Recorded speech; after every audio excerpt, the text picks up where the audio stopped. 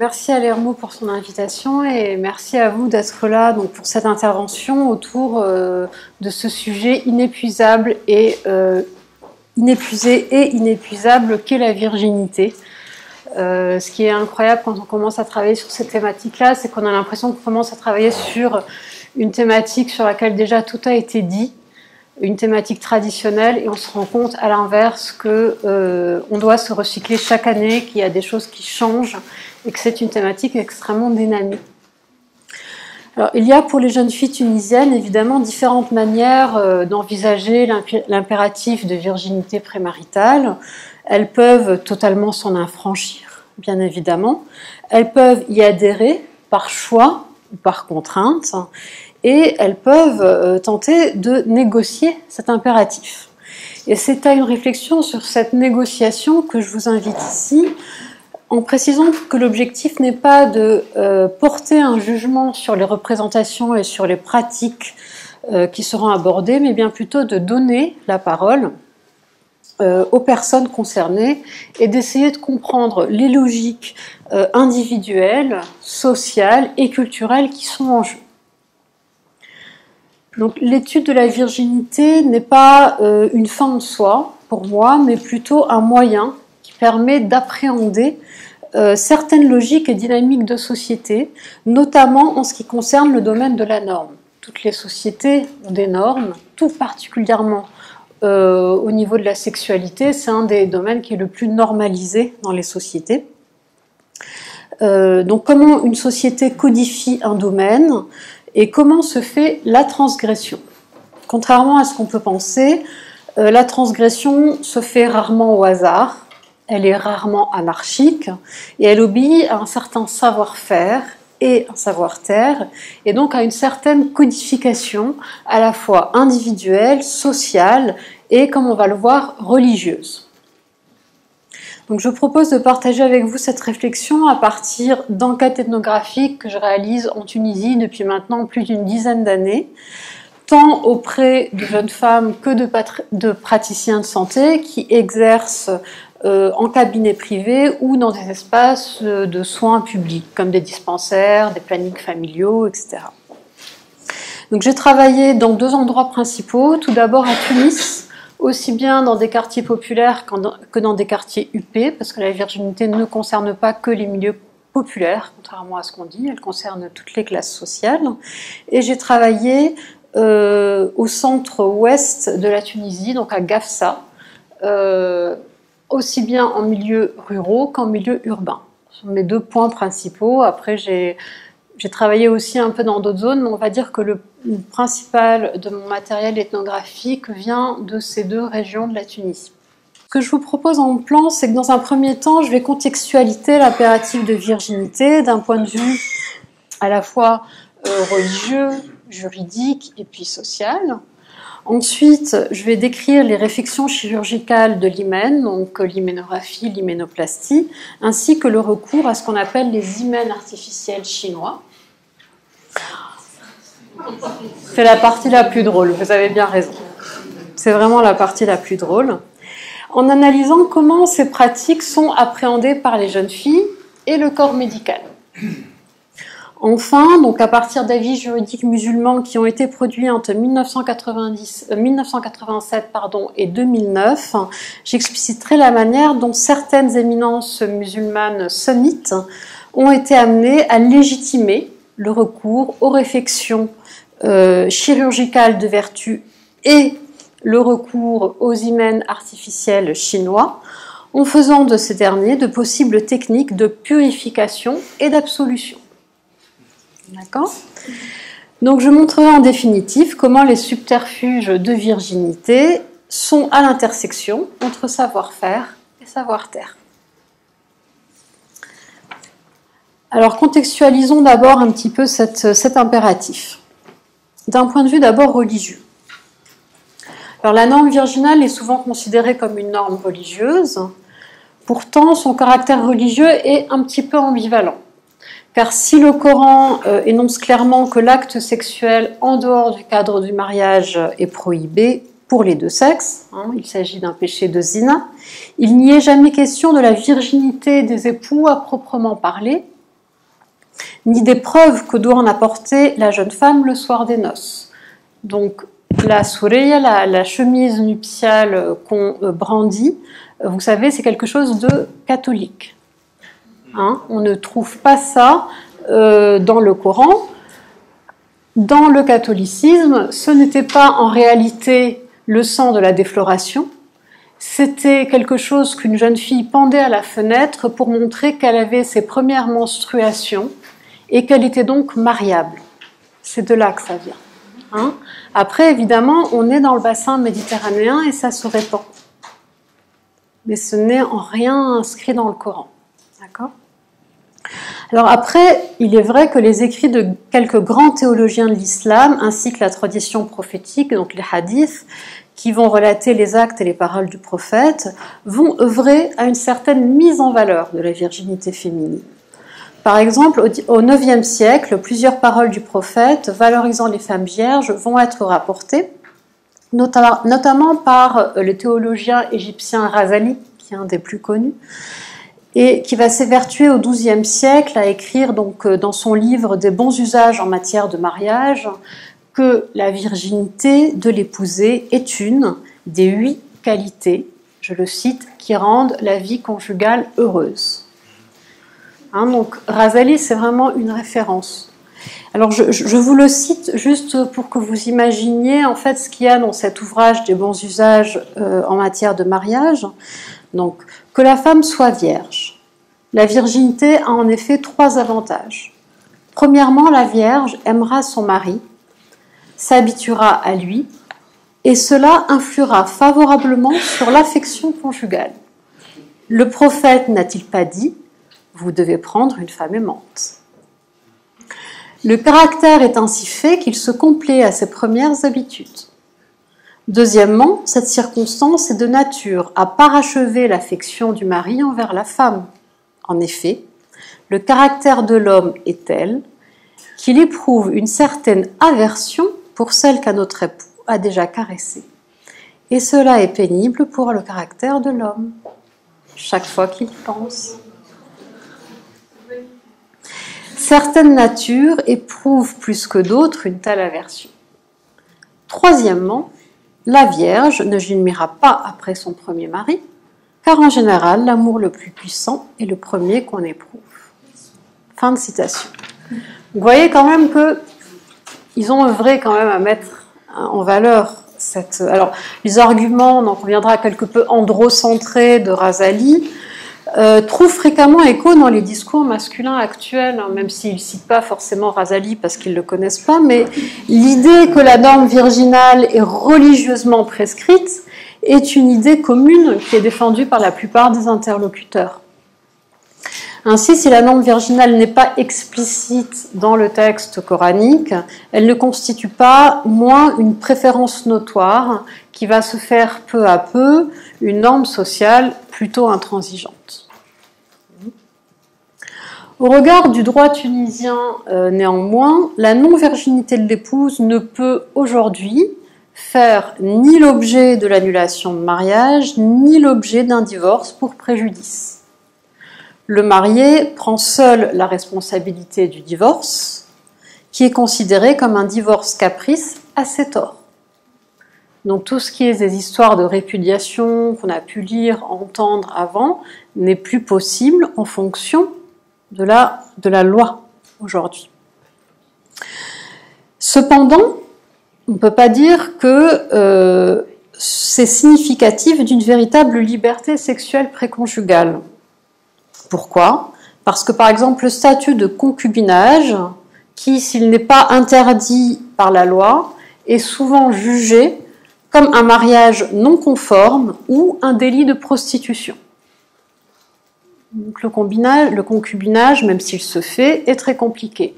Si on a une délation d'un voisin ou de quiconque, on peut se retrouver en fait dans des situations un peu complexes.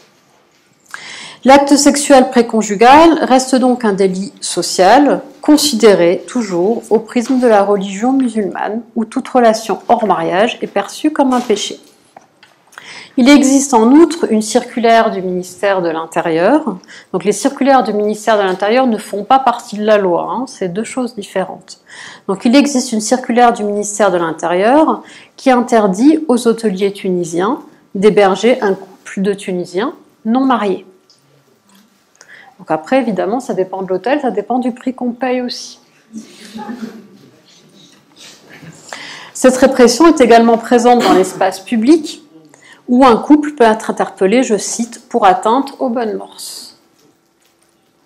Donc malgré un code pénal qui améliore le sort des femmes, le domaine de la sexualité continue donc à relever essentiellement du domaine public, et la liberté sexuelle féminine reste globalement soumise à une étroite volonté de contrôle. Donc il y a encore de la route à faire pour que la sexualité féminine soit considérée comme du domaine du privé exclusivement. Donc l'exigence de virginité, de laquelle dépend toujours l'honneur familial, ne se focalise toutefois pas tant sur la sexualité préconjugale dans son ensemble, mais plutôt sur une partie de l'anatomie féminine qui est l'hymen.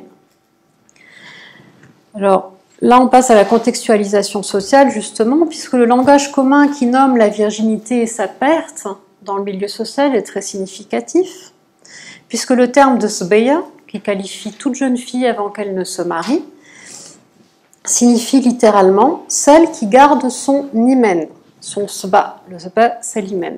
Et toute jeune fille avant qu'elle ne se marie, on dit sbeya, c'est quelque chose de très courant.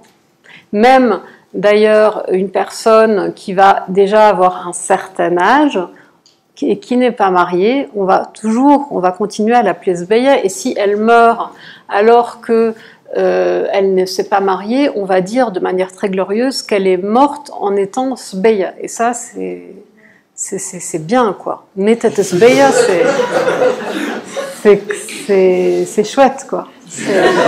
On a gagné des points pour le paradis. Donc, alors, une jeune fille qui a perdu sa virginité avant les noces est désignée par le vocable fasdam kasra, qui évoque un objet brisé, périmé, en tout cas qui ne peut plus être utilisé. D'ailleurs, donc là, si vous voulez, la seule rupture de l'hymen va se répercuter sur la désignation entière de la jeune fille.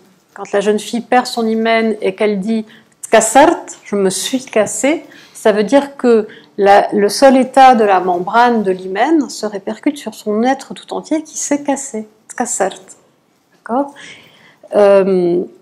Donc des pratiques sociales plus ou moins prégnantes en fonction des époques, en fonction des milieux sociaux, vont donner au saignement de l'hymen la valeur de preuve irréfutable d'une virginité préservée. On sait aujourd'hui que beaucoup de jeunes filles ne saignent pas, même si elles sont vierges. On sait qu'on peut saigner aussi plusieurs fois. Enfin, on sait que ce n'est pas une preuve irréfutable. Mais cela n'empêche pas que jusqu'à aujourd'hui, c'est considéré comme une preuve irréfutable. L'exhibition de chemises nuptiales, ce qu'on appelle en Tunisie les soureya, maculées donc du sang virginal, sont un exemple notoire de ce contrôle corporel étroit. Alors, si les chemises nuptiales ne sont aujourd'hui que très rarement exhibées en public, c'est-à-dire qu'on n'a plus ce qu'on pouvait lire ou voir avant, il y a quelques décennies, c'est-à-dire le grand mariage avec les gens qui tambourинent à la porte en attendant que la chemise nuptiale sorte et les you-you qui suivent, ça franchement on l'a plus, quoi. Mais par contre, les chemises nuptiales continuent à être demandées de manière plus secrète, plus privée aux couples, pour en fait que les proches de la famille et de la belle famille puissent l'inspecter. Donc ce qui se passe, c'est que le couple va en nuit de noces, pense à amener la soureya avec lui, et une fois que c'est fait, il la plie dans une jolie boîte. Vous voyez, une boîte, ils mettent du papier cadeau. Il ramène un petit truc de sucré, donc des gâteaux, etc. Et puis il l'offre à la famille et à la belle famille, qui ont tout le temps de l'inspecter, parce qu'on verra après que, évidemment, c'est pas au vieux singe qu'on apprend à faire la grimace, il faut quand même inspecter. Donc voilà, ça se fait de manière très feutrée, mais ça se fait encore. Et souvent, les jeunes femmes la gardent jusqu'à leur mort dans un petit tiroir, au cas où quelqu'un un jour viendrait dire que, en fait, elle a menti. Donc, elle la garde toujours assez précieusement. Alors, pour que vous me croyiez vraiment, je vais vous citer un petit bout d'entretien que j'ai eu il y a récemment, donc il y a quelques mois, avec une gynécologue qui exerce dans la banlieue de Tunis, et elle m'a relaté un très beau cas. Je vous le mets là et je vous lis en même temps. Donc c'est ses paroles. Hein. Ça faisait 5 jours que le couple était marié sans que le mariage ne soit consommé. La jeune femme ne s'était pas laissée pénétrer les premiers soirs et le jeune homme avait fini par en perdre sa puissance sexuelle.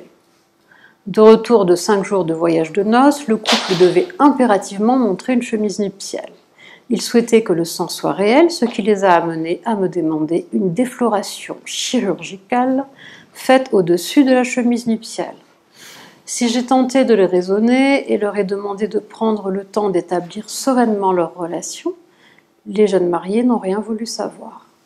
La pression imposée par le milieu familial a dépassé toute autre considération et j'ai dû déflorer cette jeune femme au bloc au-dessus de sa chemise. Tout ça pour vous dire que la chemise nuptiale est encore présente, même si elle n'est plus visible, et que c'est encore important. Donc, c'est difficile d'outrepasser cette marque de sang, c'est toujours là, et heureusement que des exutoires bienveillants ont de tout temps existé, hein, c'est pas du tout nouveau, c'est là depuis la nuit du temps. Ça l'était également en Occident quand la virginité était une affaire publique. Ça, vous pouvez regarder tous les anciens textes, que ce soit les traités médicaux ou les autres textes, c'était présent également. Je veux dire, il y avait des opérations que faisaient les sages-femmes, il y avait des remèdes traditionnels avec des plantes, c'était existant aussi, ça a toujours existé. Et Razali, que je vous ai cité tout à l'heure, lui-même, en fait, donnait également des remèdes pour faire croire à la virginité. Donc ça a toujours été là, donc c'est pas nouveau. Et donc voilà, il y a des personnes qui parlent qui disent que oui, aujourd'hui les filles ne sont plus vierges. Non, aujourd'hui on le sait, c'est tout. Avant, elle n'était pas plus vierge que maintenant. Et évidemment, quand elle se mariait à 14 ans, il y avait des chances qu'elle soit vierge. Ça, voilà. Mais sinon, c'est pas nouveau, quoi. Donc, les simulacres de vertu, juste aujourd'hui, sont plus visibles et ils ont gagné en technicité. Et on va voir, ils se sont démocratisés et internationalisés. Et donc, alors aujourd'hui, étant donné que ça a gagné en technicité, on va parler de hyménographie et hyménoplastie. L'hymen. Il faut quand même s'avouer que l'hymen, il faut qu'on se le dise, hein, on ne sait pas tous à quoi ça ressemble, même en tant que femme. On ne sait pas exactement ce que c'est, on n'a pas forcément vu ce que c'était, on ne nous l'a pas enseigné non plus. Donc c'est quelque chose dont on parle comme ça. Et du coup, quand on parle des réflexions d'hymen, finalement, ça reste en flou, parce qu'on ne sait pas de quoi il s'agit. Et c'est pour ça que j'ai décidé de vous mettre des planches anatomiques. Alors si ça dérange quelqu'un, il peut lever la main. Mais c'est des dessins, c'est pas des photos. Voilà. Parce qu'il y en a que ça dérange, mais c'est pas des photos. Je vous ai pas mis l'opération en direct. Ça va aller. Alors, donc l'hymen. Alors l'hyménographie et l'hyménoplastie, ça désigne 2 opérations qui vont permettre de s'unir le soir des noces. Là-dessus, on est d'accord. Sauf que elles vont pas, ça va pas être les mêmes. Alors, ça, c'est un hymen normal. Alors, l'hymen, il se trouve à 1 ou 2 cm de l'entrée du vagin. On va voir tout à l'heure qu'il existe plusieurs sortes d'hymen. Là, c'est un hymen classique, d'accord ? Ça, c'est un hymen plus particulier qui est cribriforme. Et l'hymen après défloration, mais la paroi, en fait, qui est extrêmement fine, hein, c'est quelque chose de très très très fin. Normalement, il n'y a pas lieu, enfin ça va faire mal, mais il n'y a pas lieu que ce soit une effusion de sang ni rien du tout. L'hymen défloré, c'est ça. Donc, il va y avoir, si vous voulez, à partir du moment où il y a la défloration, ce qu'on appelle, ce que le milieu médical appelle des lambeaux hyménéaux. Donc, c'est des petits morceaux de muqueuse qui vont être là. D'accord ? Alors, en quoi vont consister à partir de là les opérations ? D'abord, vous allez aller voir l'hyménographie. Alors, l'hyménographie, c'est la suture des lambeaux hyménéaux qui sont ici. Donc, on va passer un fil ici, on va serrer, et ça va devenir quelque chose comme ça, quelque chose qui va ressembler à ça. D'accord ? L'hyménographie, ça tient juste quelques jours. Donc, on est obligé de le faire quelques jours avant le mariage. Maximum 5 jours, en général plutôt 3 jours. Et ça va... Le problème, c'est que ça ne va pas faire beaucoup de sang. En fait, ça va faire le sang habituel que peut provoquer, si vous voulez, une défloration. Okay. Il existe ensuite l'hyménoplastie qui est beaucoup plus pratiquée. Alors là, vous avez différents types d'hymens. Il y en a encore d'autres, hein, ils sont pleins. Et je vous montre ça pour l'hymen à pont. L'hymen à pont qui est ici. La plastie de l'hymen, qu'est-ce que c'est ? C'est que souvent, quand les femmes ont eu beaucoup de relations sexuelles, déjà les hymens, les lambeaux hyménéaux ne sont plus présents. Donc ça devient très compliqué en fait de faire en fait cette petite chose que je vous ai montré tout à l'heure. Ensuite, souvent, les femmes veulent être vraiment sûres. Et 3 jours avant le mariage, en n'étant pas sûres, ça crée trop de stress, etc. Donc elles passent à l'hyménoplastie, qui est une opération beaucoup plus lourde. Qu'est-ce qu'on fait ? On va prendre des morceaux en fait, des morceaux de muqueuse qui sont à l'intérieur du vagin. Et on va créer donc un hymen à pont. Après, il y a plusieurs techniques, hein, mais je vous donne celle qui est globalement qui m'a été comptée, c'est celle-ci. Donc, vous voyez, on va faire en fait un morceau de chair qui va être là. Alors là, on est sûr. Donc déjà, c'est une opération qui reste ad vitam aeternam tant qu'on n'a pas de relation sexuelle, d'accord ? Ensuite, on est sûr que ça va créer une montagne de sang. C'est évident, hein, là on est dans de la chair, on n'est plus dans une muqueuse fine, que ça va faire mal aussi. C'est plus cher, évidemment. Alors, au niveau des prix, l'hyménographie, donc la première opération, elle coûte environ 200 €, ce qui est énorme en dinars. Hein. Bon, surtout la dévaluation du dinar. Donc, ça coûte environ 200 €. L'hyménoplastie va coûter 350 € et elle peut aller jusqu'à 600 € chez certains praticiens. Quand est-ce qu'elle va jusqu'à 600 €? En général l'été, donc vous savez bien, période des mariages. Et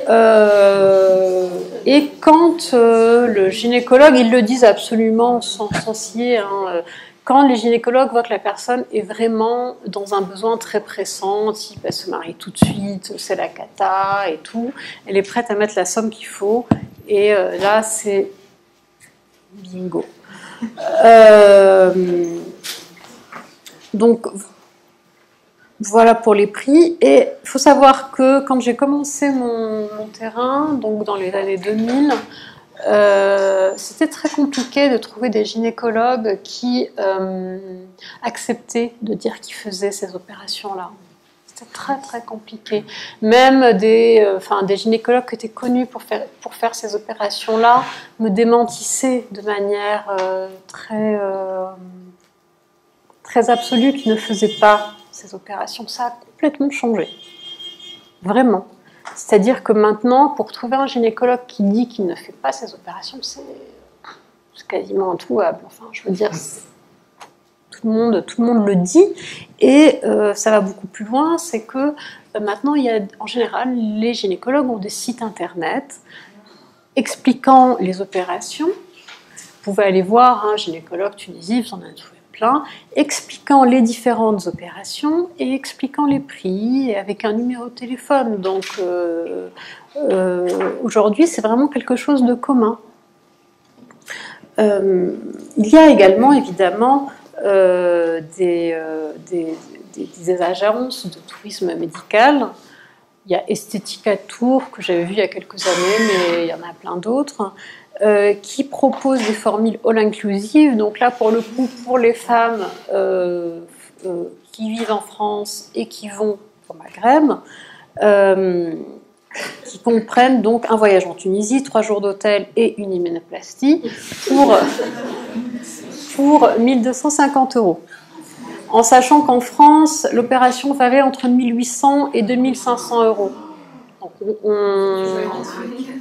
Donc on y gagne, mais comme toutes ces choses... Attendez, je vais vous enlever ces photos. Donc voilà. Alors, comment en fait les femmes appréhendent ces chirurgies d'hymen? Est-ce qu'elles en pensent? Est-ce qu'elles le font juste en pensant qu'elles doivent être vierges, ou est-ce qu'il y a quelque chose derrière? Alors, d'abord, les jeunes femmes ayant recours aux chirurgies de l'hymen sont très nombreuses, et ce, toutes classes sociales confondues. Ça, il faut vraiment... je veux vraiment le faire passer.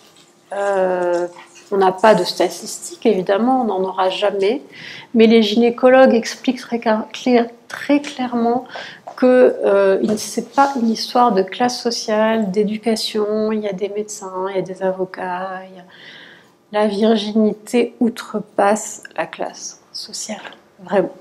Ça se place à un autre niveau. D'accord? Donc déjà, toutes les classes sociales. La majorité des femmes font cette demande après avoir eu des relations sexuelles avec un homme qui ne sera pas leur futur époux. Soit par choix, parce qu'elles ont décidé d'avoir des relations sexuelles et puis un jour elles se marient. Soit parce que l'homme, en fait, avec qui elles ont eu leurs relations sexuelles, leur dit après coup que, étant donné qu'elles se sont données à eux, ça ne sera pas la mère des enfants. Donc ça, c'est un cas extrêmement fréquent. Et il n'est pas rare que la jeune fille cède aux avances d'un homme, moyennant la promesse, non, du paiement d'une hyménographie, non.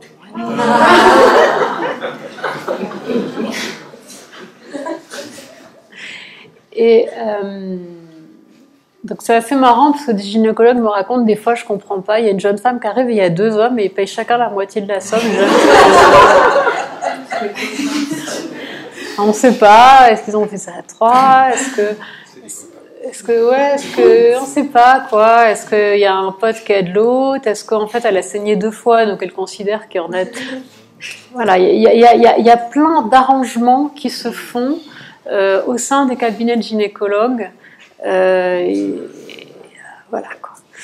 Donc, il y a aussi les cas particuliers où la jeune fille a perdu sa virginité avec l'homme qu'elle va épouser, sauf qu'ils se sont promis tous les deux de faire l'opération pour l'honneur devant la famille. Ça existe aussi. Hein. Vous avez bien vu tout à l'heure, je vous ai donné un cas, bon là c'était autre chose parce qu'ils étaient vierges tous les deux et puis ils n'arrivaient pas à déflorer, mais vous avez bien vu que quelquefois c'est pas juste une question de couple, que ça va plus loin. C'est les familles, la société, etc. Alors, il est fréquent que les jeunes femmes arrivent dans les cabinets médicaux voilées ou qu'elles se voilent suite à l'opération.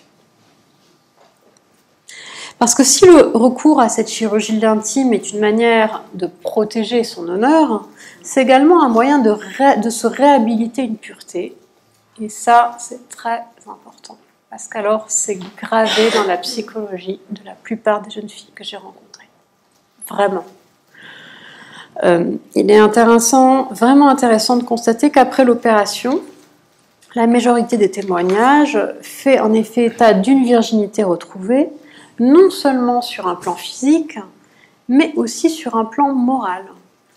Donc elles expliquent, donc après s'être fait coudre, en arabe on dit trayet, ou s'être fait revierger, elles utilisent ce terme en français, hein, revierger, les jeunes femmes affirment être devenues propres. Vifa, elles disent en arabe je suis vifa, je suis propre. C'est vraiment comme si en fait vous alliez au hammam et que vous enleviez une souillure. Eh bien elles ont cette idée, d'accord, de l'opération. D'ailleurs, elles parlent souvent de l'acte sexuel ou de l'état corporel qui a résulté de l'acte sexuel de sale.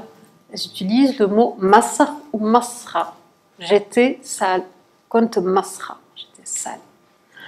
Et l'expression, donc le voile qui accompagne souvent l'opération, apparaît alors comme un accessoire, si vous voulez, supplémentaire de cette purification et de cette remise en ordre, tant morale que corporelle. C'est quelque part une remise en ordre, on est bien d'accord, de ce qui s'est passé. On revient dans la norme, on l'a quitté à un moment, mais on y revient. Et il ne faut absolument pas penser que c'est quelque chose spécifique au monde arabe, encore une fois, puisque vous avez tout le mouvement évangélique Born Again, donc Renaissance, qui incite ces adeptes qui ont fauté à passer par ces opérations-là pour une renaissance. Et si vous allez dans des cliniques qui sont très connues en France, comme la clinique des Champs-Élysées, clinique des ronds-points aux Champs-Élysées, il y a une grande partie de quand vous faites le pourcentage en fait des patients, vous avez un grand pourcentage d'évangéliques à côté de monde arabe, etc. Donc, vous voyez, c'est quelque chose qui n'est pas propre au monde arabe. Alors, l'expression de jeune femme toute neuve après l'opération, donc jeune femme jdida, toute neuve, est très souvent utilisée, non seulement par les jeunes femmes elles-mêmes, mais également par le corps médical. Donc, le corps médical qui, après, en fait, qu'il cautionne ou pas l'acte, hein, après avoir fait l'opération, une fois que la jeune fille sort, lui disent « Ah, que je dis, te voilà neuve », quoi. Donc, c'est aussi un terme qui circule, donc il y a quand même quelque chose. Enfin, donc le terme de revirginisation ou l'expression se faire revierger, tous deux curieusement utilisés en français par les jeunes femmes, traduit bien donc l'idée d'un effacement du passé et d'un nouvel état du corps et de l'esprit. Donc comment le corps médical appréhende ces chirurgies ? Si les réflexions d'Imen se trouvent à l'intersection entre normes culturelles et multiples arrangements sociaux, les médecins révèlent constamment la position ambiguë dans laquelle les place la réalisation de cette pratique, les faisant osciller entre une réprobation d'une norme sociale trop prégnante, un acte de mensonge et le sens d'un certain devoir de réintégration sociale des femmes ayant fauté. Vous voyez, il y a trois pôles. Réprobation d'une norme sociale trop contraignante, donc là ils disent ouais, elles ont raison, la norme elle est trop pesante. Deuxièmement, oui, mais en même temps on cautionne un acte de mensonge, c'est pas très bien. Et troisièmement, oui, mais en même temps, comment tu veux que ces filles soient réintégrées dans la société? On est obligé de faire ça, on est un peu des sauveurs. Donc vous avez trois manières de réagir qui sont ensemble en général. Donc s'ils ont du mal à cautionner cet acte, et encore plus le voile qui accompagne souvent l'opération, ils sont toutefois nombreux à considérer que leur acte, je les cite, est un acte social, bienveillant, humaniste, permettant à la jeune fille de réintégrer la société avec un statut neuf. Ils sont par là même assez nombreux à attendre que les jeunes filles soient reconnaissantes de cet acte. J'ai souvent eu des discours de gynécologues qui sont assez drôles, qui me disent oui, je lui ai fait ça, mais après j'ai plus jamais eu de nouvelles. Alors, c'est vraiment, voilà, sont des sauveurs, quoi. Alors, il faut ici souligner l'attitude très particulière de jeunes femmes gynécologues qui affichent, il faut le dire, une certaine satisfaction à berner les hommes et leurs désirs. Qualifiées de machistes, alors je dis quand même, c'est pas toutes les jeunes femmes, sinon il y a des jeunes femmes gynécologues qui vont me tomber dessus. Je dis juste certaines jeunes femmes Alors par exemple, une gynécologue exerçant à Tunis me raconte le cas un peu extrême d'une jeune femme qui a connu de nombreux hommes dans sa jeunesse et qui a fait plein d'hyménographies. Elle a un dossier, je ne sais plus, on a fait. Chaque fois, elle en faisait une, et puis en se disant, mais peut-être c'est le bon, non, c'est pas le bon, enfin, bon, elle a fait plein. Et donc, elle tombe sur... Bon, au final, elle tombe sur le bon. Alors, je cite la gynécologue qui me dit « Elle s'est voilée et s'est mariée avec un musulman barbu extrémiste. » Fin de la citation. Alors, lors de sa première grossesse, cette jeune femme est arrivée dans le cabinet donc, de cette gynécologue-là, qui a le dossier sous les yeux, accompagnée de son mari. Et la gynécologue me dit... Lorsque je l'ai vu arriver, lui, avec sa barbe et tout, il était si persuadé et si fier d'avoir dégoûté la perle rare. Et moi, j'avais sous les yeux le dossier avec toutes les hyménographies de cette jeune femme voilée. Je riais tellement, intérieurement, j'étais si contente de le berner, il était tellement ridicule. Bon, je vous laisse imaginer la scène.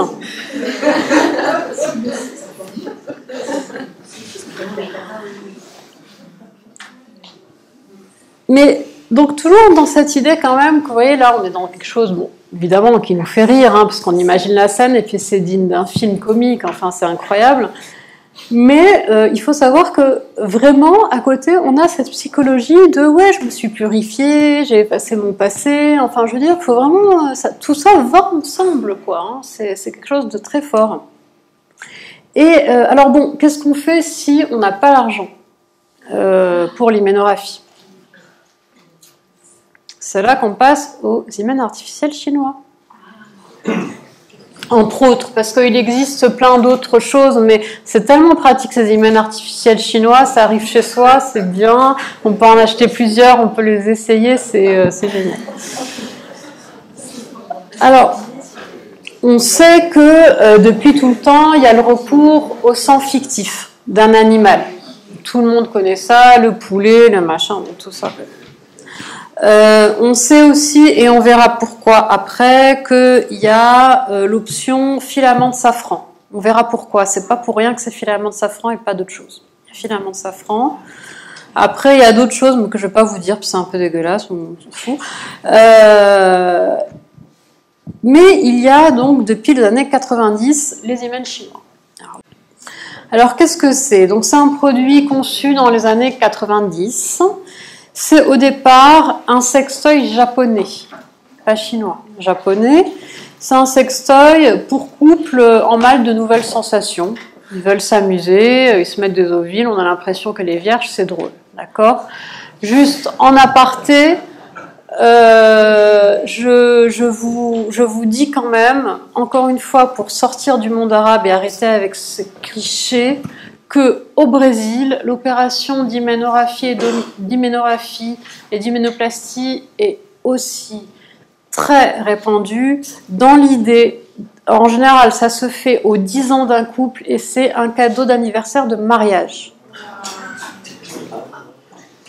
Donc, qu'on le sache. Donc, et là, les Japonais s'amusent avec des ovules, je suis vierge. Et les Chinois se disent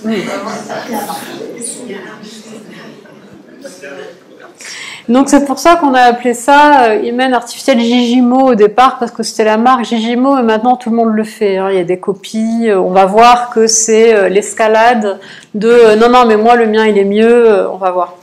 Alors qu'est-ce que c'est? C'est une petite poche, en fait là c'est la poche, mais à l'intérieur c'est une espèce de capsule en plastique qu'on introduit au fond du vagin. Elle est remplie d'un liquide rouge. Sous la chaleur corporelle, cette capsule se dilate et le liquide rouge sort. C'est simple. Ok ?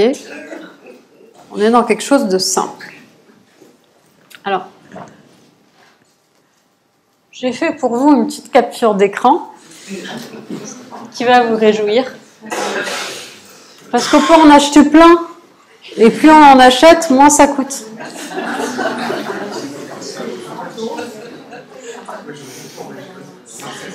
Alors là, je vous ai mis Hymen Shop parce qu'en fait, la boutique, elle est marrante. Enfin, le nom de la boutique est marrant, mais vous tapez Hymen artificiel sur Internet, vous avez plein de boutiques. Il n'y a pas que ça. Je ne suis pas en train de faire de la pub pour Hymen Shop. Voilà, là, vous avez clairement, en fait, les hymens artificiels arrivent toujours, même quand on en achète un, je crois, ils arrivent toujours par deux. Un pour tester tout seul et un pour le grand soir. D'accord ? Faut savoir aussi qu'ils sont toujours, alors que vous pouvez demander ça dans des packaging spéciaux. Évidemment, on ne va pas vous envoyer ça par la poste en écrivant en gros hymen artificiel. Donc, ça vient dans des peluches, dans des trousses de maquillage. Enfin, on choisit quoi. On choisit là où ça vient. Donc vous voyez Gigimo Let's Play, c'est vraiment... Et puis vous avez ça aussi que moi j'aime beaucoup.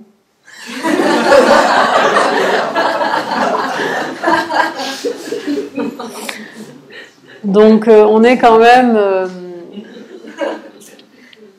Moi j'aime bien parce qu'on est un peu loin de la femme voilée musulmane. On est plutôt dans la ménagère américaine qui reçoit son hymen artificiel tranquillement à la maison, puis qui peut finalement qui peut en avoir plein, quoi. Je l'ai trouvé en fait en même temps que je sais pas qui a posé la question du coup. C'est vous. C'est quelque chose que j'ai trouvé sur Internet en faisant des recherches Hymen Shop, hymen artificiel. Et donc, c'est lié directement. Après, quelle marque l'a mis sur pied et tout, j'ai pas trouvé. Mais c'est... Alors, très important de vous citer le mode d'emploi de ces produits. Je vous le cite. L'effet sera meilleur si la femme donne l'impression de ressentir douleur et timidité. On ne fait pas n'importe quoi. C'est codifier la transgression, je me dis.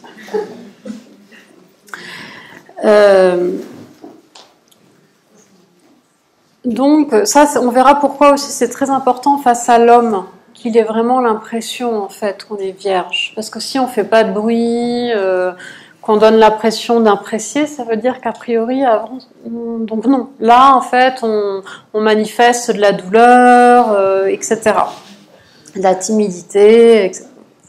Alors, les sites internet, comme je vous ai dit, se multiplient. Le marché a beaucoup d'avenir. Alors, par exemple, le site internet Hymen Shop, que je vous ai montré tout à l'heure, précise que contrairement à ses concurrents, il utilise un colorant, je cite, il utilise un colorant rouge de qualité médicale qui ne tache pas les doigts.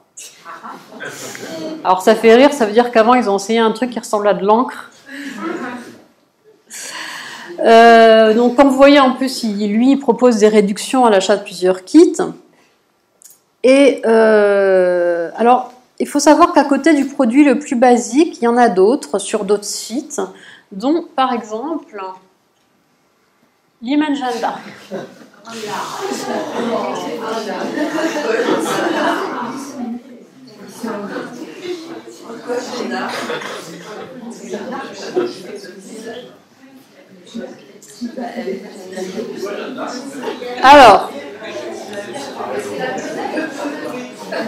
Alors pourquoi Jeanne d'Arc? C'est parce que, voilà, pucelle de Jeanne d'Arc, donc tant qu'à faire, autant être Jeanne d'Arc.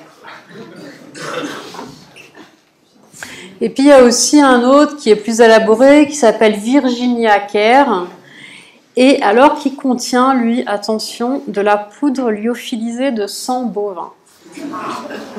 Donc là, on est presque dans de la poudre lyophilisée de sang humain. Moi, je pense que ça va pas tarder. C'est pour ça que je vous dis, c'est un sujet extrêmement dynamique, c'est génial. Chaque année, il y a une nouveauté. Si on ne se actualise pas chaque année, après, on est paumé, quoi. Alors ils disent cette poudre lyophilisée de sang bovin permet que la couleur, être conforme à la couleur, la texture en fait du sang, que ça soit plus réaliste.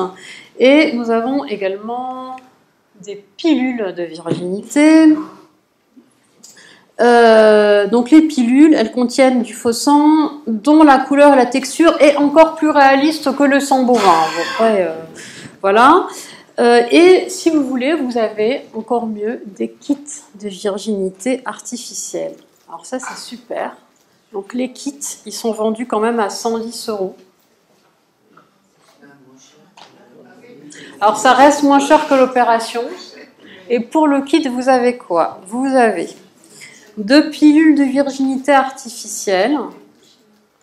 Donc pareil, hein, qu'on met dans le vagin, accompagné de 4 ovules de rétrécissement vaginal qui s'appelle AABAB, à utiliser 4 jours de suite, 4 jours consécutifs avant le rapport sexuel. Ils sont constitués d'extraits d'herbes asiatiques ainsi que d'alun et de noix de Galles aux vertus astringentes. Et là, on verra que ça reprend en fait des remèdes tunisiens traditionnels, ce qui est extrêmement drôle. Ainsi que le mentionne encore une fois le site commercialisant ces kits, ces ovules feront en sorte que votre partenaire croit vraiment que vous êtes vierge. Parce que non seulement vous avez le sang, mais vous avez aussi les ovules qui permettent un rétrécissement du vagin. D'accord, avec les herbes. C'est des propriétés astringentes qui fait que le vagin va être plus resserré, plus sec, et donc il va y avoir du sang. Ok. Qu'est-ce qu'il y a encore en fait dans ce pour être véritablement vierge, il ne faut pas oublier la Vaginal Tightening Cream. Alors, la Vaginal Tightening Cream. Ah non, mais après, vous pouvez vraiment être vierge, quoi. Je veux dire. La Tight Vagina Cream, c'est un produit qui est vendu aussi en fait sur ce genre de site, en plus du reste. Et c'est un gel qui permet alors de resserrer le vagin, et il est accompagné par un gel qui permet de blanchir le vagin de ses impuretés et de le rafraîchir. Là aussi, c'est bien, hein, non, mais c'est nécessaire quand même. C'est nécessaire.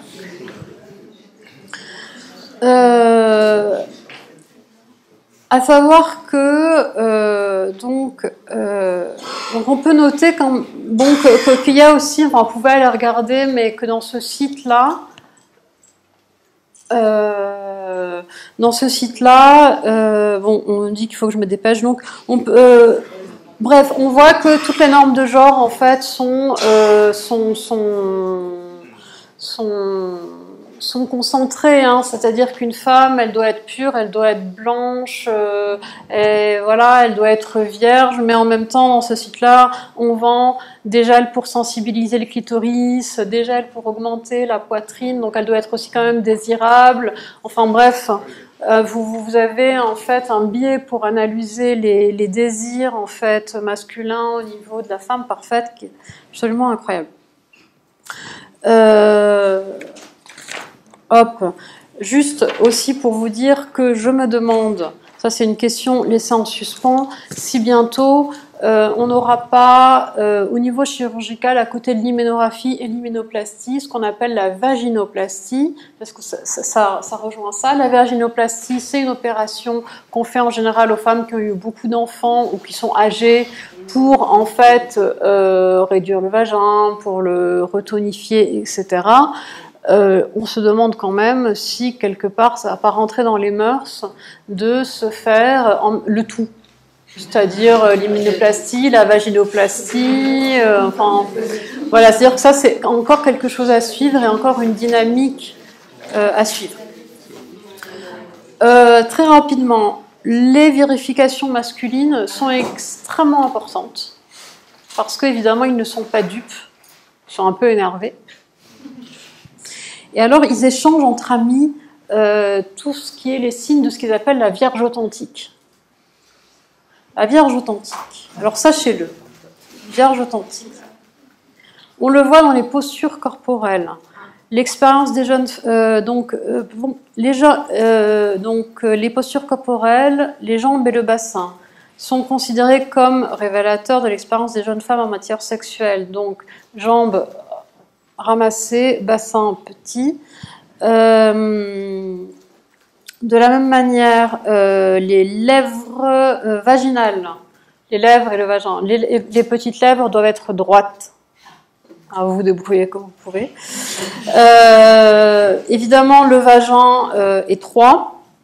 Et au niveau du visage, pas de rougeur, hein, plutôt blanc.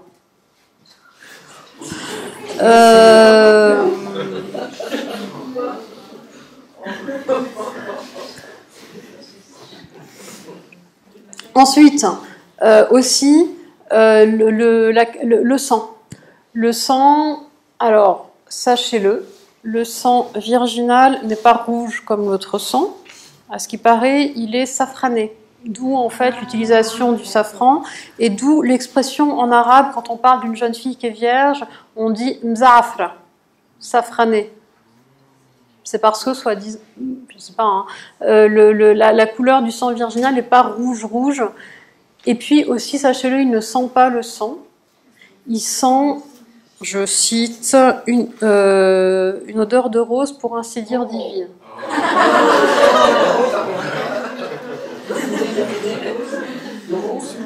Pour ainsi dire, divine. Vous voyez, enfin, on rentre un peu dans une église. Eux, les gens. Les gens. Alors, vous avez deux grands garde-fous. Vous avez les hommes et vous avez les vieilles femmes. Voilà, qui inspectent les chemises, tout ça. Bon. Alors, bon, voilà. Pour finir, qu'en disent les religieux? On arrive. Alors, il faut savoir que ce sont les seuls qui ont... donc, c'est l'Organisation islamique pour les sciences médicales, l'IOMS. C'est les seuls qui ont statué là-dessus. Ils se sont regroupés en 1987 et c'est eux qui ont initié un débat qui regroupe plusieurs éminences musulmanes sunnites qui vont discuter de la légitimité de la réflexion des vertus. Est-ce que religieusement c'est légitime d'avoir recours aux opérations ou pas? Ils vont puiser pour statuer, hein, ils vont faire des fatwas, en fait, c'est pas un truc, c'est vraiment un truc sérieux. Ils vont statuer à partir du Coran et de la tradition prophétique, donc des hadiths. Ils vont vraiment en fait réfléchir par rapport aux textes sacrés et par rapport à la tradition prophétique. Il va y avoir, le débat est extrêmement long, il est disponible sur internet, vous pouvez le regarder, moi je vais vraiment vous le résumer. Il va y avoir des gens pour, des gens contre, mais ce qui nous intéresse, nous, c'est les gens pour et comment ils vont réussir à légitimer la chose. Vous allez avoir 4 principes qui vont orienter le débat. Vous allez avoir le bien commun, donc maslaha, le principe de discrétion et de protection, satr, et le principe de repentance, tauba. Alors, dans ce débat, l'hyménographie a tout d'abord été légitimée en se référant au principe de bien commun, maslaha. Ce principe autorise l'introduction d'innovations non blâmables, utiles à la société. Donc, introduction d'innovations non blâmables, utiles à la société. Il est dans le débat articulé avec le principe de discrétion et de protection, satr, qui repose sur l'idée de cacher pour protéger. L'articulation des principes de bien commun et de protection permet d'envisager l'hyménographie comme une opération qui protégerait du mal la jeune fille et sa famille et qui serait bénéfique à la société en ouvrant la voie au mariage en dépit de l'hymen défloré. Vous comprenez le raisonnement, hein? Donc plusieurs juristes ont évoqué le cas où la rupture de l'hymen peut avoir d'autres causes en plus qu'un rapport sexuel illicite. 5 causes vont être énumérées de manière très sérieuse. Faire un bond, monter à cheval, tomber d'un mur, tomber sur un objet contendant et être né au cours d'un mois ou d'un jour saint. Quand on est un vendredi ou un mois saint, on n'a pas d'hymen. Vous avez toujours cette clause, hein, vous le savez. Il est intéressant de voir que cette énumération rejoint des légendes urbaines très communes en Tunisie, dans tout le Maghreb, et puis même en France. Hein, je veux dire, dans on retrouve ça. Hein, oui, moi j'ai pas fait de patin à roulettes ou j'ai pas fait de bicyclette parce que j'avais peur de perdre mon hymen. On le retrouve jusqu'à aujourd'hui, même si je suis des gens très très instruits. Hein, donc c'est pas. Donc à partir de ces conceptions corporelles spécifiques, donc de penser que véritablement on peut porter son hymen juste en bougeant un petit peu, l'hyménographie est pensée comme légitime, dans le sens où elle ne couvre ni vice, ni honte, aib. C'est ni aib ni irfa, c'est bon. Cette permissivité est élargie au cas de viol, car en effet, dans ce débat, tant les chutes provoquant l'altération de l'hymen que les viols sont appelés à être appréhendés comme des blessures accidentelles. D'accord ? C'est des blessures accidentelles, la femme n'est pas responsable et à partir du moment, il est légitime qu'elle ait recours à ce type de truc et au contraire, avec le principe de maslaha et de satr, elle doit être protégée et c'est bien pour la société, c'est une jeune femme qui va être mariée, sinon elle sera perdue à tout jamais pour la société. D'accord ? Alors, les partisans de l'hyménographie vont mobiliser pour finir le droit de repentance qui s'appelle Tauba, dont bénéficie tout individu. L'acte du repentir consiste à être convaincu que la désobéissance vis-à-vis des commandements divins nuit à la purification de l'âme et contribue à s'éloigner de Dieu. Cette conviction doit provoquer un sentiment de regret, nadam, lequel implique la volonté d'abandonner certains comportements nuisibles et la résolution ferme de ne plus y revenir. Donc ainsi, pour certains juristes, si une jeune femme faute, qu'elle se repent et souhaite avoir une vie honnête, il faut l'y aider. Et là, l'hyménographie et l'hyménoplastie jouent leur rôle. Donc vous voyez que là aussi, on est dans une codification religieuse et extrêmement précise. Nous avons 3 principes qui permettent d'être au-delà, en fait, qui permettent d'être dans la norme, finalement, vous voyez ? Et ces mêmes arguments-là vont être repris par la fatwa d'Ali Gama en 2007 et la fatwa de Abdelbeli Zemzemi en 2009. 2007, tout commence avec Souad Selah, qui est quand même la rectrice de la faculté des études islamiques d'Al-Azhar. Donc, c'est pas n'importe quoi. Vous savez que le centre d'Al-Azhar, c'est une référence pour les musulmans. En 2007, Souad Salah a déclaré que l'hyménographie devait être permise pour les femmes victimes de viol ainsi que pour celles qui se repentaient de leurs erreurs.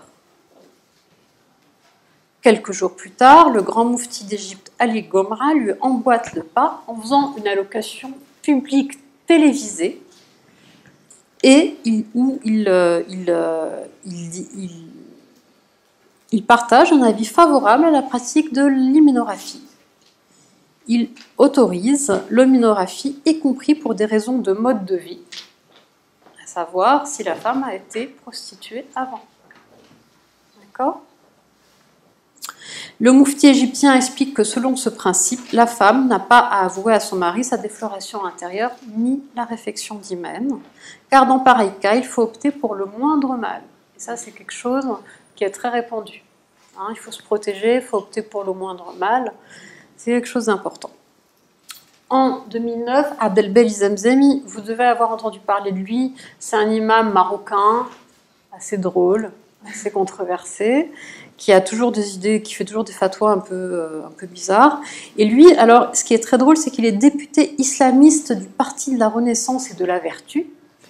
Alors, il a repris exactement les mêmes arguments, mais il a ajouté, en fait, l'autorisation des hymens artificiels chinois.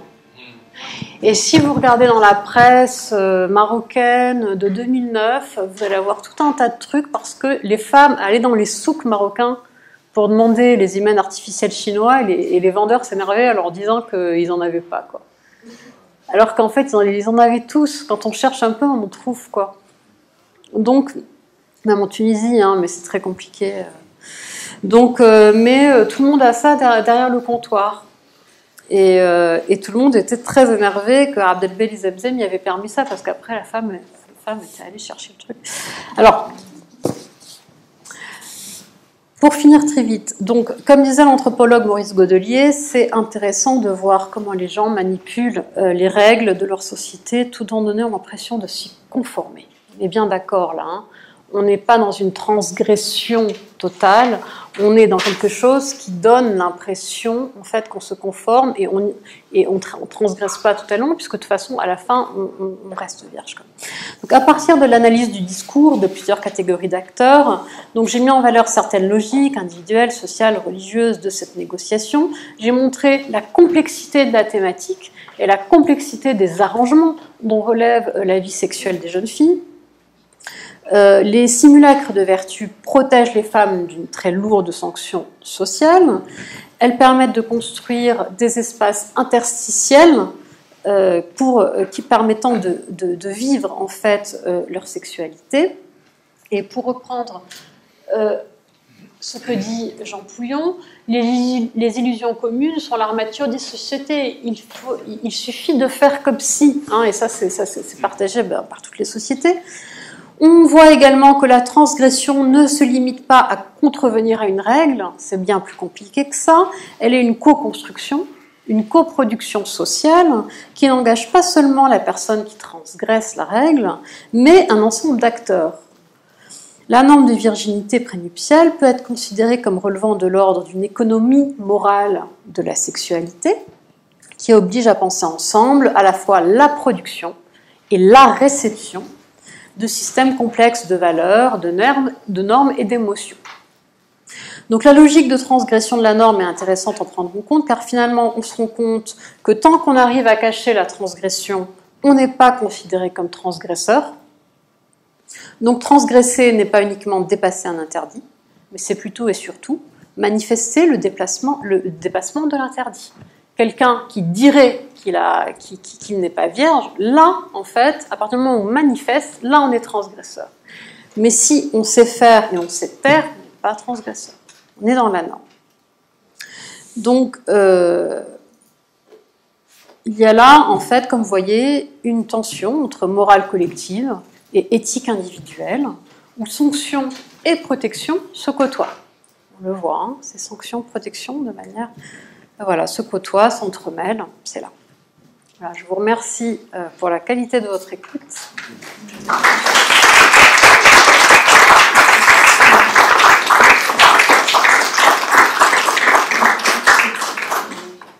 Merci beaucoup pour la qualité de votre intervention. Je suis Nadia Essaoui du Fonds pour les femmes en Méditerranée. Et tout comme ce matin d'ailleurs, la qualité de vos interventions est assez incroyable. Et dans le même temps, je dois dire que je suis un peu restée sur ma faim parce que en réalité, je me suis demandé quels étaient les enjeux en fait par rapport à la question du contrôle du désir féminin et la question de la virginité. Je crois que l'enjeu, ce qui se joue vraiment est éminemment politique et ne relève pas tant, comme on veut nous le faire croire, de l'ordre de la tradition, de la culture. Il y a vraiment un arrière-plan politique qu'on ne veut pas dire et qu'on veut taire parce que justement les femmes se posent en être politique. La question du désir féminin, les femmes désirantes font peur. Et c'est la raison pour laquelle on veut diminuer ce désir et le contrôler par à la fois l'excision, mais aussi l'interdiction d'avoir une vie sexuelle avant le mariage. Et toute la question de ça, qui se pose pour moi serait comment ces femmes-là arrivent à maintenir cet ordre-là, qui est le maintien d'un ordre patriarcal masculin, fragile d'une certaine façon, parce qu'il faut avoir recours à tant de subterfuges et à tant de manigances pour pouvoir le garder en place. C'est une vraie question pour moi. Pourquoi on maintient, il y a toute cette mise en théâtralisation, presque lacanienne, je dirais, de la relation amoureuse, du désir, pour entretenir un mythe de la virilité qui, en soi, est très fragile. La question de la puissance sexuelle masculine. Sur la question de la virginité aussi, une préoccupation me turlupine, je dirais, c'est aussi la question purement reliée au capitalisme. C'est-à-dire que on a cette obsession de la virginité aussi pour des questions de filiation, de la lignée, la pureté de la lignée après le mariage, pour la transmission du capital. La question de la virginité, elle n'est pas tombée du ciel, elle a vraiment une portée très importante à partir de l'apparition du capitalisme et de la notion de la propriété privée. C'est exactement la même chose quand la chasse aux sorcières a commencé en Europe au Moyen-Âge. C'est aussi pour ces raisons-là, c'est que ces femmes-là avaient une sexualité très libre, mais aussi une capacité à gérer leur patrimoine et leurs biens, qui a fait que elles ont été pourchassées. Voilà. Et ce système se maintient parce qu'on exerce une violence extrême sur les femmes. Et c'est vrai qu'on peut toujours en rire, mais toutes ces pratiques-là sont d'une extrême violence. On l'était parce qu'on ne veut pas faire de ce débat un débat vraiment politique. Je vous remercie. Je réponds tout de suite ou je prends d'autres questions en même temps? On peut prendre d'autres questions comme ça. Oui. Les hommes, a priori, là, ils se font avoir. Et il n'y en a aucun. Vous n'avez pas étudié, je ne sais pas moi, des hommes qui auraient découvert le poteau rose ou des choses comme ça, d'une part. Et d'autre part, est-ce qu'il n'y a pas, dans tous ces produits un peu exotiques, des problèmes médicaux, des problèmes de, je sais pas moi, je veux dire avec tous les produits, ça peut être dangereux quoi en fait. Voilà.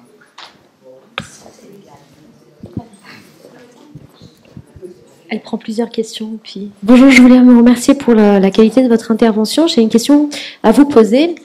Alors c'est un ressenti peut-être qui n'est pas partagé en Tunisie, mais en tout cas en France, issue de l'immigration maghrébine deuxième génération, j'ai le sentiment que c'est beaucoup moins présent ou beaucoup moins demandé que pouvait être le cas pour mes grandes sœurs, mes aînés, cette question de virginité. Et donc, enfin voilà, quand je rencontre des hommes, on me pose moins la question que mes grandes sœurs, on leur avait posé est-ce que tu es vierge?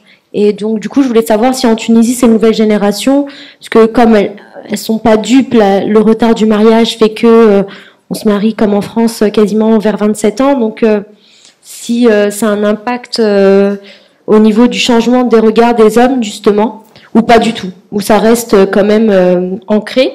Et puis je voulais voir s'il n'y avait pas aussi une forme d'injustice ou au contraire on peut avoir taxé des femmes qui étaient vierges de pas vierges ou d'avoir utilisé des choses par les belles familles, par le fait qu'il y a toutes ces choses à disposition et que du coup on devient un peu parano et on sait plus qui est vierge vraiment, qui est pas vierge. Enfin voilà, c'est un peu la question. Oui, la dernière.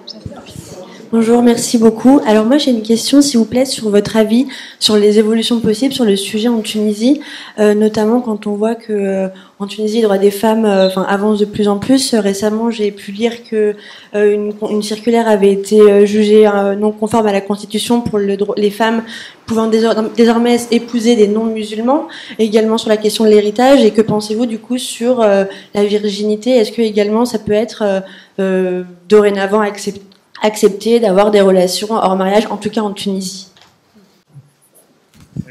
Donc bonjour. Moi je voulais savoir, Madame Benridi, si en fait la transgression normée de la norme n'est pas quelque part la norme future quoi. On se dit ouais on s'arrange, mais est-ce que quelque part c'est pas une transition entre peut-être une mentalité d'avant et la mentalité de demain? Et aujourd'hui, c'est cette sorte de schizophrénie généralisée.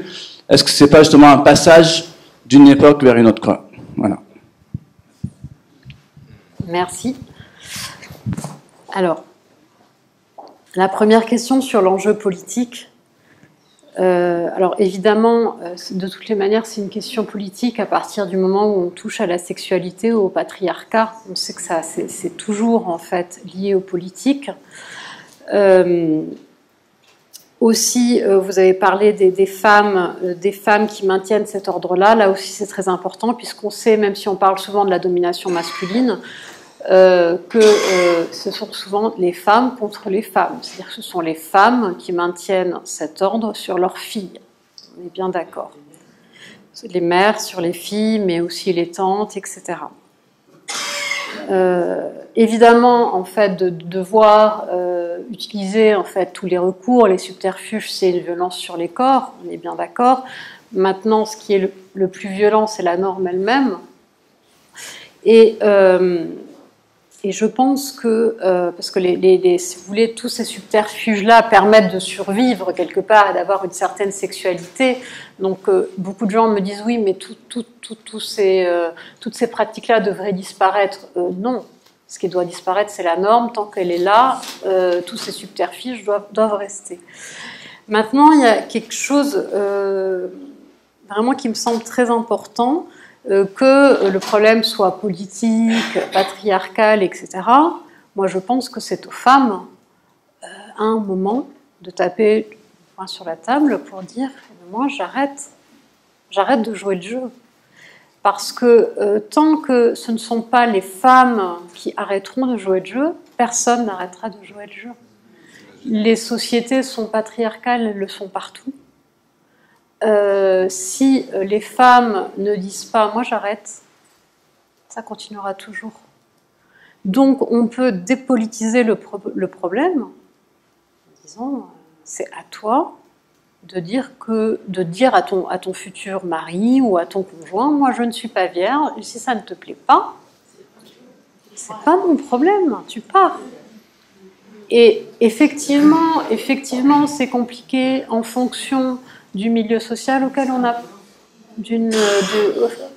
en fonction du milieu social auquel on appartient, en fonction, et bien sûr, c'est pas aussi simple que ça, mais même, on s'aperçoit que même dans des situations qui seraient simples, ça ne se fait pas.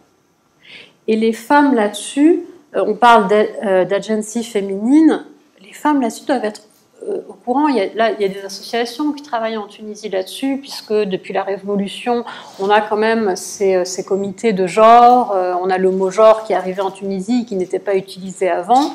On a des comités qui, en fait, vont, notamment dans les zones rurales, expliquer aux femmes que leur corps leur appartient, qu'il n'appartient ni à leur mari, ni aux familles, ni à la société, et que c'est à elles de décider ce qu'elles en font.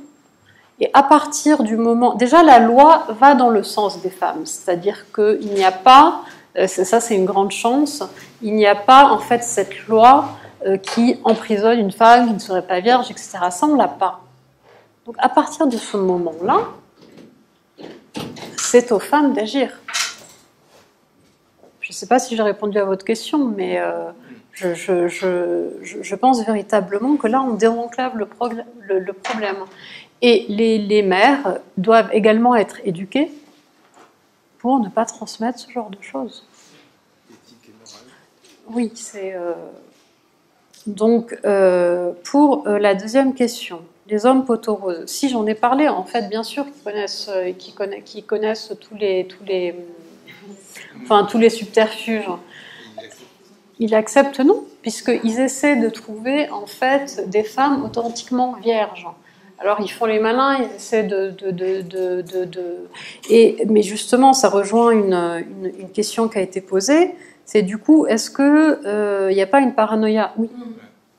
Des fois, il y a des trucs totalement incroyables où l'homme, pendant la nuit de noces, se trouve que sa femme, non, elle n'est pas vierge, alors qu'elle est vierge.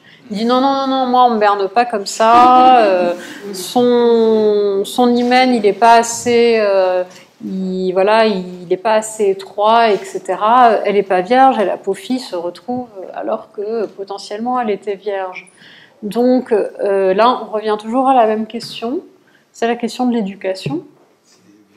C'est d'abord d'expliquer comment fonctionne un corps humain, les différences de morphologie, et ensuite de s'enlever en fait cette idée-là de la tête, si on veut, si on peut. Enfin après, chacun fait comme il veut, hein, on a le droit de garder cette norme-là, mais il faut désenclaver en fait un problème qui est public pour le rendre privé.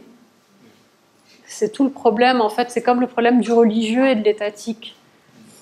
il faut bien comprendre qu'il y a des choses qui sont de l'ordre du privé et qui n'intéressent personne d'autre. Si une personne a envie d'être vierge jusqu'à 40 ans, elle reste vierge jusqu'à 40 ans, il n'y a personne qui a le droit de la juger.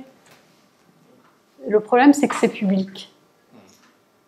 C'est public et c'est qu'on a l'impression qu'on ne peut rien faire, en fait, en dehors de ce que pense la société. Alors que si, en fait, à partir du moment où la loi est en notre faveur, on peut bouger, on peut faire les choses. C'est possible. Les problèmes médicaux, je pense qu'ils sont ultra aseptisés, ces produits, quoi. Effectivement, on peut des choses basiques, des allergies au latex, aux produits, enfin ça c'est comme n'importe quelle utilisation de produit, mais je pense pas que ça pose de réels problèmes parce que c'est très aseptisé, très... Oui, voilà, c'est ponctuel a priori, donc je pense pas qu'il y ait des problèmes qui se posent vraiment. Parce que c'est chinois. Oui, c'est chinois, mais en même temps c'est très aseptisé, enfin c'est...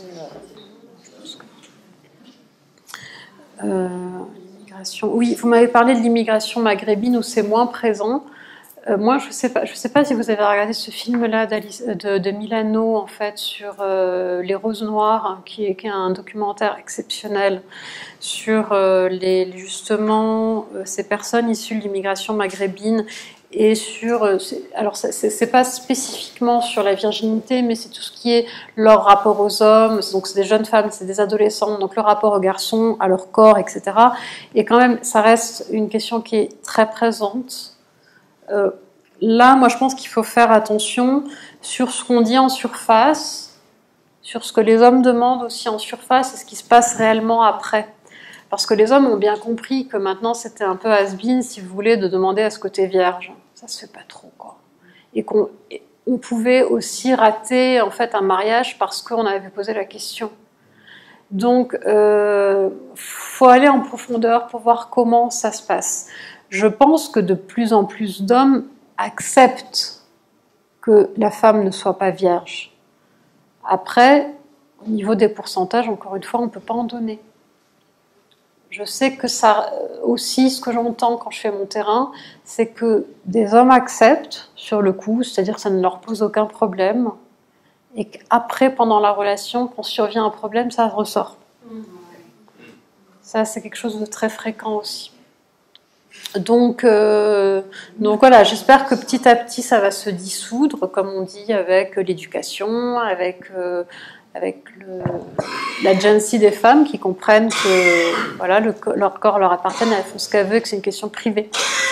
Mais après, je ne saurais pas vous dire exactement, est-ce que dans les banlieues, c'est plus libéré qu'ici. Quand on voit le documentaire, on n'a pas l'impression. Après, ça doit dépendre des endroits, ça doit dépendre des personnes, ça reste...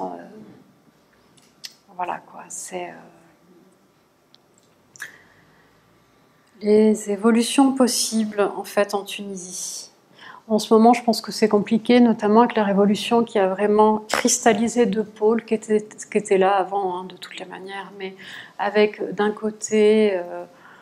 j'aime pas du tout ce terme-là, mais on va le dire là, entre gros guillemets, les modernistes. J'aime pas ce terme-là. Hein. Et puis de l'autre côté, en fait, les personnes qui sont plus religieuses, qui tiennent plus à la religion, c'est polarisé. Cette polarisation, à mon avis, ne veut absolument rien dire, parce qu'on trouve de tout. Que ce soit dans les femmes qui se disent les plus féministes au monde, on va trouver quand même des femmes qui font des conférences, qui paraissent extrêmement féministes et qui, dans les coulisses, vont me dire « Bon, tu vois, moi je dis tout ça, mais quand même, j'espère que ma fille, elle sera vierge au mariage. » Donc ça, moi, ces trucs-là, j'y crois pas. Je pense que c'est des choses de façade.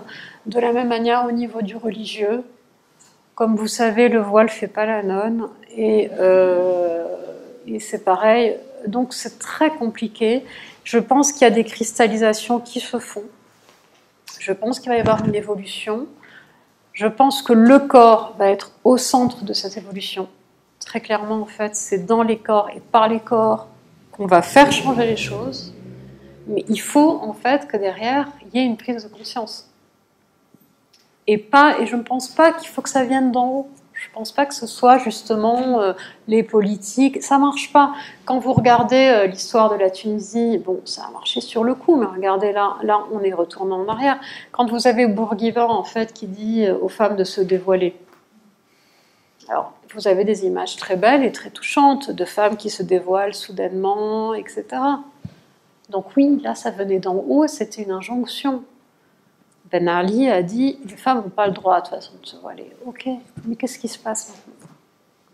Donc ça, c'est pas possible. Il faut que l'injonction vienne de l'intérieur des corps et des femmes, et qu'il y ait une éducation derrière qui vienne entériner ça. Il n'y a que comme ça. À partir du moment où ça, c'est là, parce qu'on a la loi avec nous.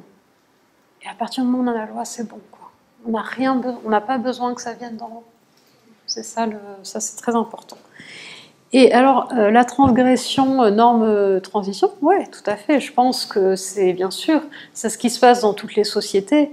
C'est-à-dire que, bon, on a toujours mis de l'eau dans le vin, mais là, on en met de plus en plus, enfin, je pense, quoi. C'est, voilà, quoi. Ça se sait, ça se... Et très probablement, petit à petit, les gens vont dire, allez hop, on met tout ça à la poubelle et on avance, quoi. Donc c'est fort possible que ce soit, et on espère, hein, que ce soit une transition. Et encore une fois, là, je plaide pas du tout pour la non-virginité, ça me regarde pas ce que les gens font de leur corps. Ce pourquoi je plaide, c'est vraiment une sexualité privée. Donc que chacun décide, en son âme et conscience, qu'est-ce que je fais de ma sexualité. C'est tout. Est-ce que j'en ai 85 ou est-ce que j'en ai qu'un, quoi. C'est tout. C'est que la personne puisse décider, en fait, de ce qui se passe. Et j'espère que c'est que la transition, que c'est une transition quelque part. Ouais.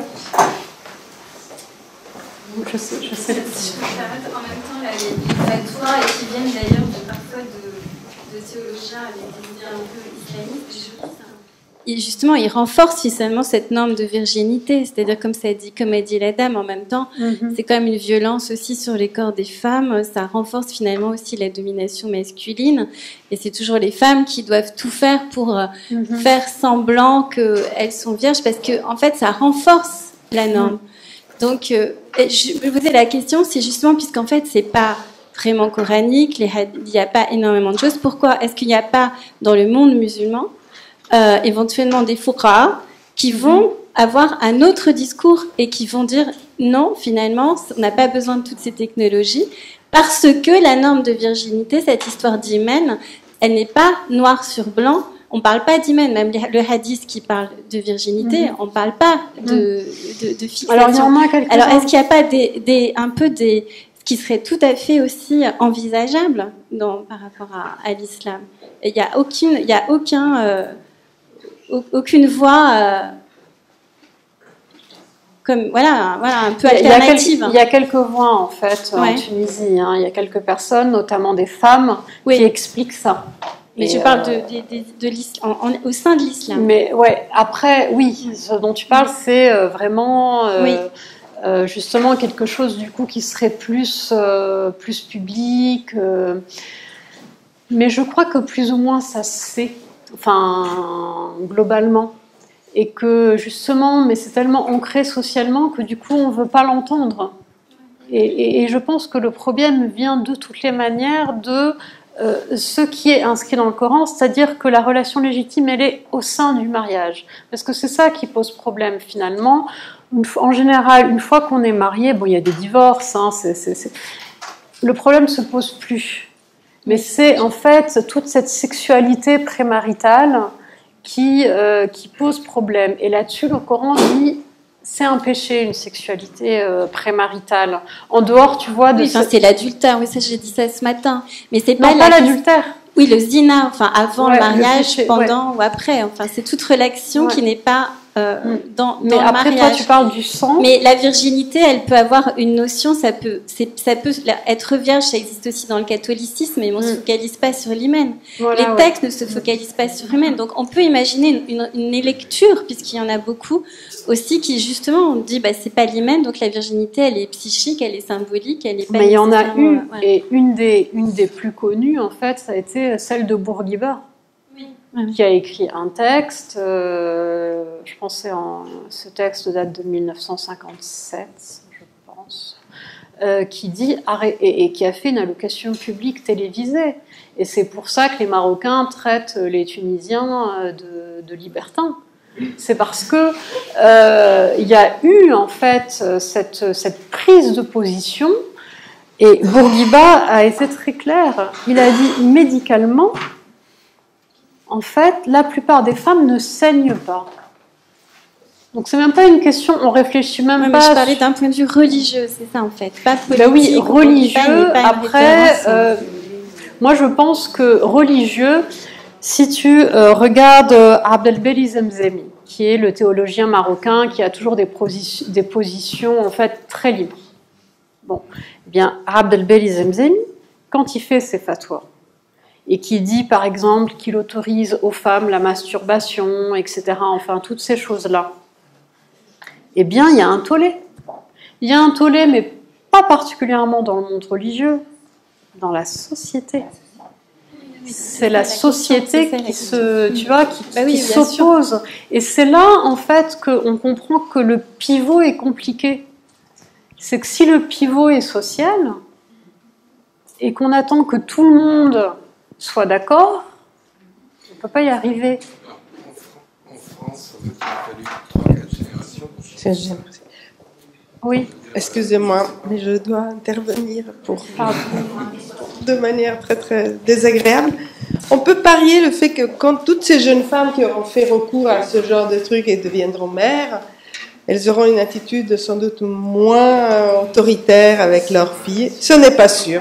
C'est pas sûr. Mais c'est arrivé. Il y a une histoire de génération sur laquelle on peut aussi éventuellement imaginer que petit à petit les choses changeront. En tout cas, merci infiniment. C'était extrêmement original.